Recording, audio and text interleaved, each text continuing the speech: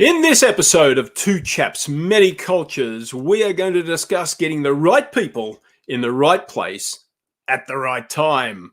Very important. Stick around.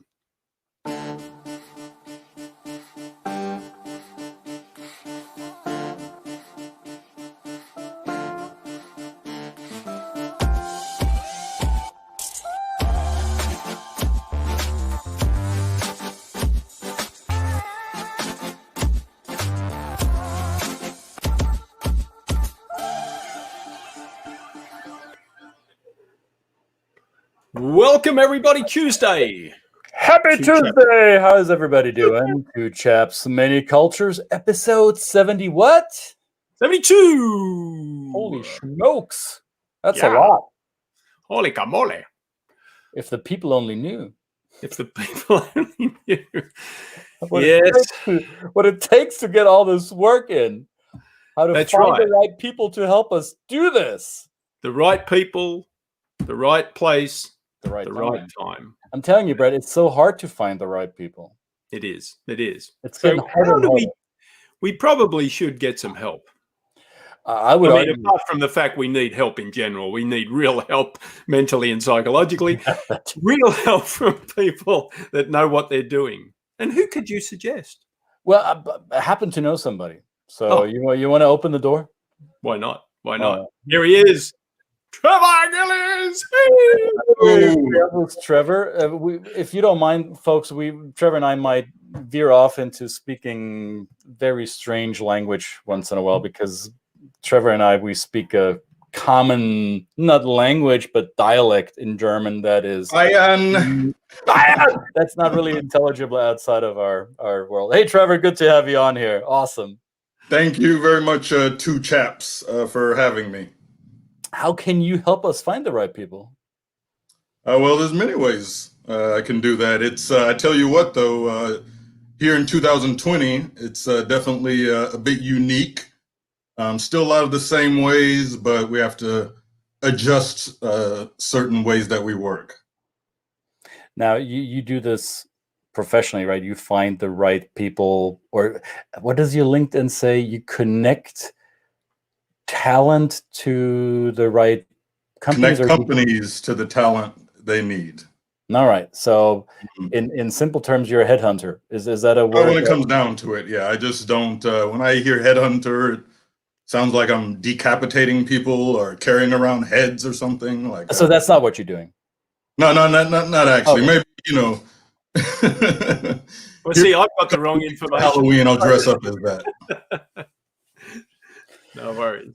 So executive search, talent search, recruiting, there's a lot of companies out there doing that, and yes, especially here in North America.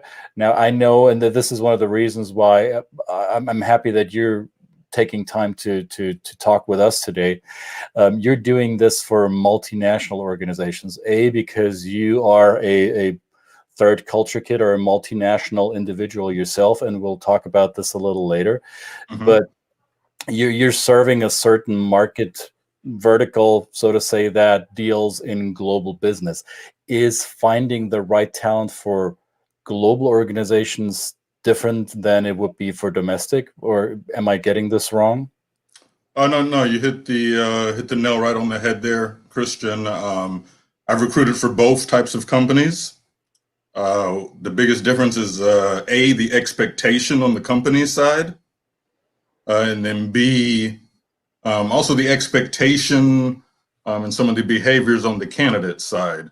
A lot of the companies I deal with are German speaking, so Austrian, they can be from Switzerland, most of them are from Germany.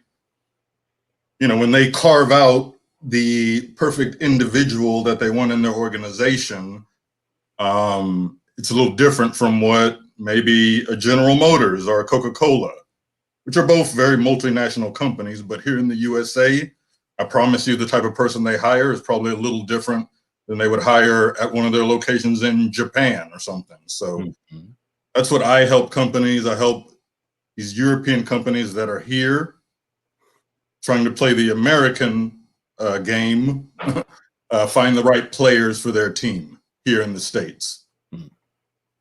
How do you go back and approach a company that has an idea of the perfect individual that they want, but then you have a candidate that probably fits 80% of that?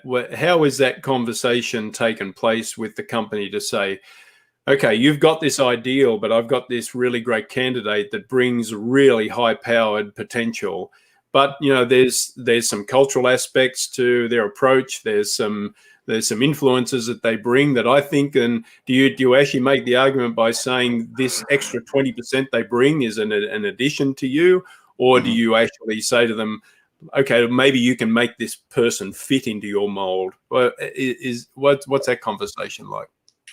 So that's usually a very long, it's a great question, first of all, Brett, but that's a long conversation, which can sometimes be challenging, especially if the person, if it's a new company here. Because a lot of times you'll hear kind of, we want, in Germany, we want people with the, we hire people like this with a certain educational background, certain Ausbildung, and just a certain personality. Mm-hmm. Where, with the educational stuff, we have to tell them right away, like, that's not how things work in the USA. We don't have an organized dual education system here, slowly moving towards that in many ways, but still far from it. So, Brett, it starts with what we call an intake. After I've, at least convinced or gained the trust of the company to work with me, we do a detailed intake to carve out not just, 5 years of experience, degree, but what type of personality do you want? My goal is to place somebody there that's going to be working there for a very long time. In Germany, every day in a pedestrian zone, you could probably find people that work for companies 20, 30 years. Here in the USA, I'll ask you two, how many people do you know in the USA that have that type of job stability? It's very rare. As a recruiter, I never see it, hardly. It's shocking when we do. So it's all about matching what's normal here in the American job market to their expectations. Sometimes their expectations are way off. Right. I'm not a magician. I can't get you a Werkzeugmacher. A tool maker, right? Yeah, a tool maker that, went through a 3-4 year apprenticeship here. Right. I can find you somebody that can do the job, but they're not going to be exactly what you need. So that also then causes companies, and these are things I try and address up front. Maybe they have to adjust their training to bring in these type of people. Right. You can't just say we're going to do it exactly how we did it in Germany or whatever country. And Trevor, you go out and find that perfect person for us. So, so you basically an interpreter or a moderator between different sets of expectations and realities. Would that be a fair way to explain it? Yes. Yeah. Moderator, liaison, whatever you want to call it. Yeah. Right. And I call it just very simply an expectation setter. Consult both and the candidates too. I don't want to set candidates up with clients where, 10 minutes into an interview, they're like, this is not what I'm interested in. It makes me look bad too. So it's a lot of discussions, You brought up two important points here, especially when it comes to pairing talent and organizations across the Atlantic. When we look at Europe or Central Europe and North America, the vocational training or the job training in many countries in Central Europe is significantly different than it is in North America. There's that one aspect, the educational or the vocational background of your candidates or the company's expectations, and then there is the longevity or the time of engagement. And I remember several years ago we conducted lots of trainings for mainly expatriates coming from all over the world, mainly Europe, to the southeastern United States for automotive manufacturer. And one of these individuals was a leader in the R&D field, and they were building up a research and development team for this car maker. And this gentleman was tasked with finding the right engineers, the right bright people. So we're not talking shop floor, blue collar workers. We're talking white collar, highly college educated automotive engineers, right? So it wasn't necessarily a question about vocational training. It was more about the job experience and academic degrees and whatever other skill sets. Okay. And what this individual shared with me was, Christian, I've been getting these resumes from all these candidates, and some of them really look good in terms of educational background, but they're 32 years old and they've worked at 10 different companies. Yeah. And I don't know what to do with these people. What could they have possibly learned at all these jobs that they've had? They never stuck it out. They never showed longevity. They never blah, blah, blah, blah, blah. So this was obviously a German person coming in with the expectation that he would find people that have shown loyalty to other employers before. How do you address that question? So we try and get our clients to bend or just really adapt their expectations to what's normal here. Statistics say in the USA, Americans have about 7 jobs throughout their career, you know? So trying to find people now, 10 jobs in, 10 years, nobody wants to hire you, you know? I'm exaggerating, obviously. But, we do have to be very picky. And I think me and my colleagues at my company have to be more picky because we can't completely get them away from their expectations that they have over there. They have directives from their headquarters. So we back it up with facts, data, Christian, and a lot of experience that we have in the market. Usually they're willing to bend because ultimately you need that quality engineer. You need that manager of R&D in there.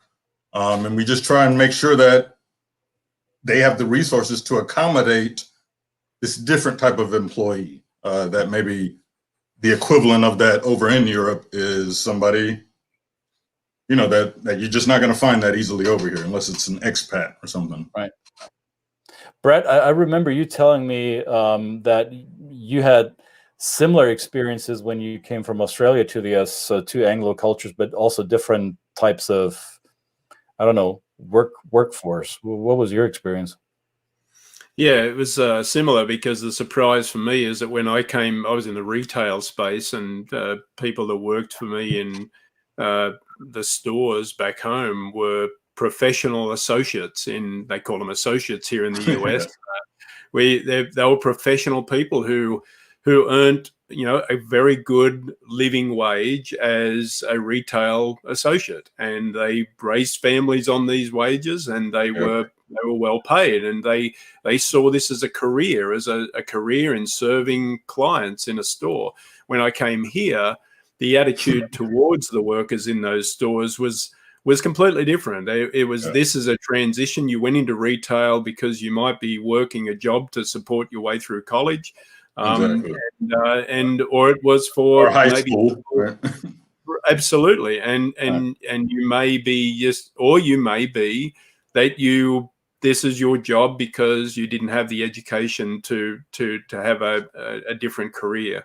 So that was fundamentally a real shock to me. It was a real movement in my perspective of how to motivate employees, how to manage them, and therefore how to basically present your business to your clients. It was a fundamentally different thing. So yeah, that was a real shock in a society really on the surface that looked the same, right? So, yeah. And if I could just speak on that, Christian mentioned the example with the engineers, but in my 13 years in recruiting now, I've dealt with everything from the production floor to hiring local construction workers for German construction companies building facilities here. And I tell you that at that level, it's actually more difficult because, again, these people come in with different mindsets when, maybe the local people I'm hiring, especially on a contract basis, their heart maybe isn't fully as into it as the person coming from Germany to do a job, to feed his family and go back home. So I totally understand what you're saying. I find it more challenging kind of at some of those, more hourly type positions. Right. Yeah, absolutely. So what about Trevor? So tell me your story. You know, if you and I walked by each other in the street, I probably wouldn't give you a second look. You look like every other American guy that I know, right? And but I was born in Nuremberg, Germany. Yeah, that's right. Yes, you do. And you know, and Christian relayed before we went live. Christian related this story the first time he met you. You know, opening up your mouth and breaking into the local dialect. So, So first of all, what's Trevor's story? Who are you, and where do you come from, and what is your origin story? And also, you know, how do you use your identity to help you do the work you do? Because it obviously, no doubt, plays a part. Yeah, absolutely, Brett. But as far as my story, it starts in, a little village in Bavaria, Germany, Obermichelbach, to be exact. My parents moved there in the early 70s. My dad was in the Army, U.S. Army. I got stationed over there. I was married to my mom at the time. 1980, I was born. Stayed in Germany for 20 years, went through the German school system. So that's, pretty much did kindergarten through 9th grade, which is essentially almost like a high school equivalent in a German school. And then started American school, high school from 10th through 12th. So big transition there. Did my first 2 years of college in Germany at an American university that was there for military brats like myself that weren't ready to leave Germany. Enrollment 300 to 400. After 2 years, transferred to the USA to a university that had about 7,000, which in America, that's a small university, right? Did 1 semester there and then transferred to Georgia State down the road from where Christian is. I think from where Christian is right now. Yep. So that's 30,000. So total culture shock. My first year, I visited the USA every year growing up, right? But it's totally different from living here. So total culture shock, but I graduated from Georgia State. Shortly after that, began my career in staffing and recruiting. As you said, just by chance, found a German recruiting company headquartered out of Nuremberg, Germany, where I was born in 2008. Somehow I convinced them to hire me with no experience in recruiting. And they were a startup at the time, Brett. That's also during the time where I met Christian initially. And then here in November of last year, after 11 years with that company, I moved to where I'm at now. And just to address, how you said, how that comes into play with work, I can talk to executives, business owners, Americans are from Europe, and share perspectives on both sides equally. It's nothing that I Googled, this is what I lived. At 6 years old, I was going to an American kindergarten during the day and a German kindergarten in the afternoon, So so I've been living in between these worlds my whole life, and now it's extended into my professional world. And I keep using the word, I use that experience to help set expectations on both sides. Nice. Because sometimes they're off. Sometimes I help keep things in compliance. Like, hey, you can't ask people how old they are over here. You can't ask them about their marital status. I think those laws have even changed in Germany too, but yeah, that's my story. And how I kind of use that experience, and it makes me a bit unique in this niche field of clients that I work in. So what I find most fascinating about this story is that you're an American raised in Germany who had to discover his birth culture, so to say, or by virtue of your parents' birth culture as a young adult. And you said you had culture shock coming, quote unquote, home, right? So it's not really reverse culture shock. It's actually this was the first time you embraced the U.S. culture because you were raised as an American abroad. So that is a unique perspective, I think. Yeah, because I've been around Americans all my life in the military, but I think most Americans that have lived over in Europe will say living that military life, and the Americans you meet there, it's different from when you come here and meet people that are born and raised here. And yeah, so it took me a while to adjust, but and I think I'm still adjusting every day, but I never fully want to adjust and lose my origins. Nice. Now, there's also another aspect that Trevor, you and I had discussed in the past, is that being a person of color is not the same here and there, or is it? I don't know. Maybe it is, and I'm an ignorant white dude who doesn't get it. Or is there a difference being black in Germany and being black in the U.S.? Yeah, there is. I mean, these were different times of my life. My first experiences were with it as a kid, so it's really a lot of that is just curiosity. You show up to a German school in some little city of 15,000, and you're the only American, and then B, only kid of color in a school of 400. It's more curiosity.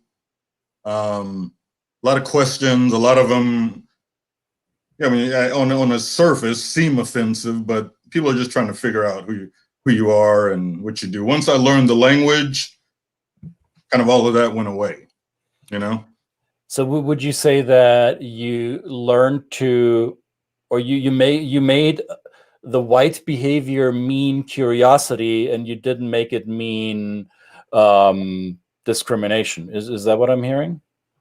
For the most part, there's always exceptions to that. Because not to get too deep into it, but that type of behavior and the hatred that would come behind what we call racism, kids don't have that unless it's learned. Right. Individuals, nobody's really born with that. So as a kid, I didn't experience that. As I got a little older in Germany, I've had an encounter with skinheads and neo-Nazis. They were at the school I went to, there were a whole lot more people that were against that too. Right. So because this is a question that I get often from people who we train and go to Germany, particularly Germany. Seems that question seems to come up, but it also comes up with other European questions, European countries, and it's typically asked by non-whites who are going abroad, and they're asking, hey, is Germany or country XYZ, are they racist, or will I experience any form of othering? So from your experience as a person of color growing up in Germany, and your experience of being an adult in Germany, would you say Germany is any more or less racist than other countries that you've experienced? It's a good question. I would say, and I've only lived in two countries long term, the U.S. and Germany. It's different, Christian. I can say it's different. They both have elements of that. I think we're currently living in a time where a lot of that in this country is being highlighted for the world to see. But I can't say one is worse than the other. Okay. That's truly hard for me to say. It's just it's different. Here in the U.S., especially as a professional, no one just comes up to my face and say, "I hate you because you're black." I've lived in the USA since 2001. No one's ever done that. It's funny, but any conversations like that are probably something that gets a little, there's a little heated discussion on a basketball court or something, and the person saying it is also black. So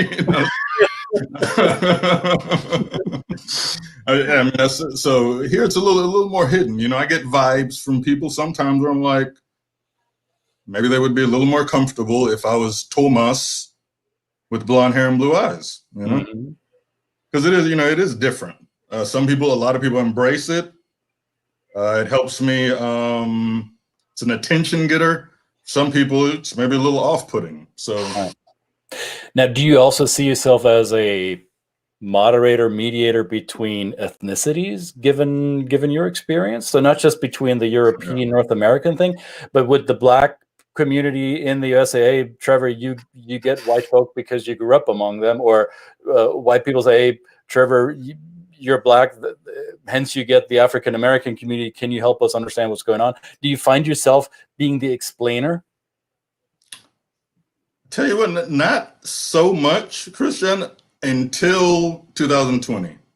Here in 2020, I have received phone calls, let's just say it clearly, from a lot of non-Black people just wanting to talk about and understand race a little more, wanting to understand Black people a little more. Not people that maybe didn't realize that, hey, by the way, in America, there might be a problem, you know?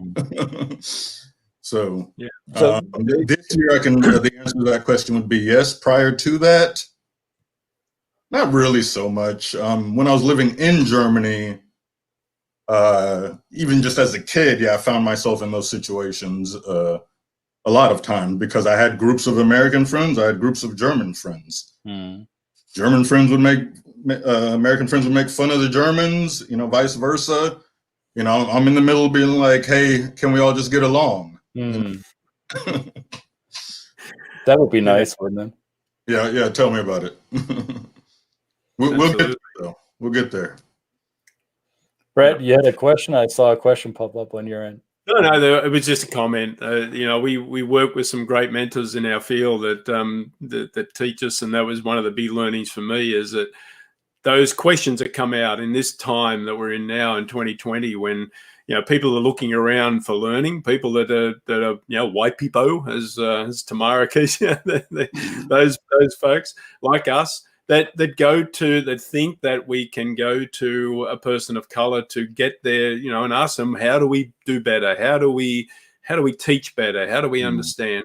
And oftentimes we, you know, just want to, on this broadcast, make it clear as it is on us to do the work, not to reach out, because there's trauma and there's and this always exists, but it just is now being brought to the surface again. It's been brought to the surface in the past, and so it is incumbent upon us as people with the privilege, that have had the privilege to do the work ourselves, do the understanding ourselves, and then when people of color are ready, they will come and they will bring their perspective, but not to be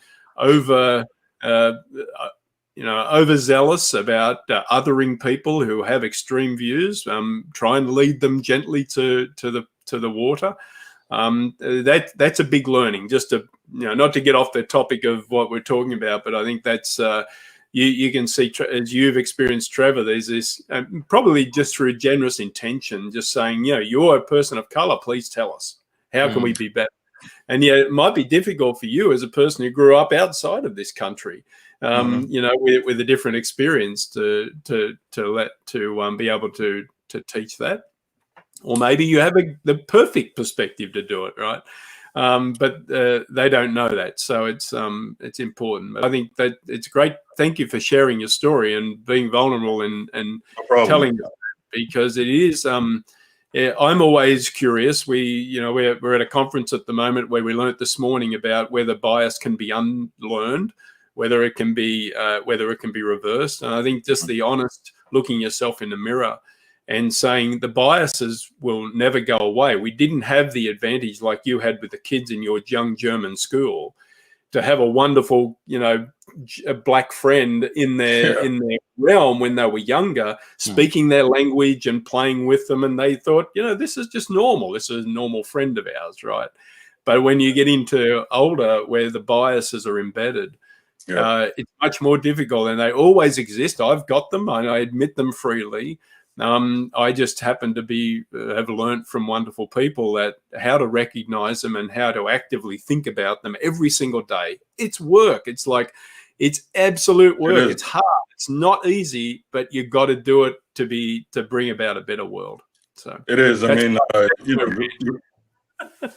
no, it is. And, you know, if I could just speak on one thing you mentioned, Brett, I'm actually okay with people reaching out. You know, and initially it was kind of weird because I was getting just random phone calls from people, colleagues, people that, you know, I know, but like we're not, you know, I wouldn't say we're close. And, you know, here I am thinking they're calling me about something business related. And, you know, there's like awkward silences like, can I ask you about something? So I'd rather somebody reach out and ask, rather, you know, if you can't find the information out or can't figure it out on your own, reach out and ask somebody of color, you know? So I do kind of like that because I think I have been able to help some people understand in a way that they can't just Google, you know?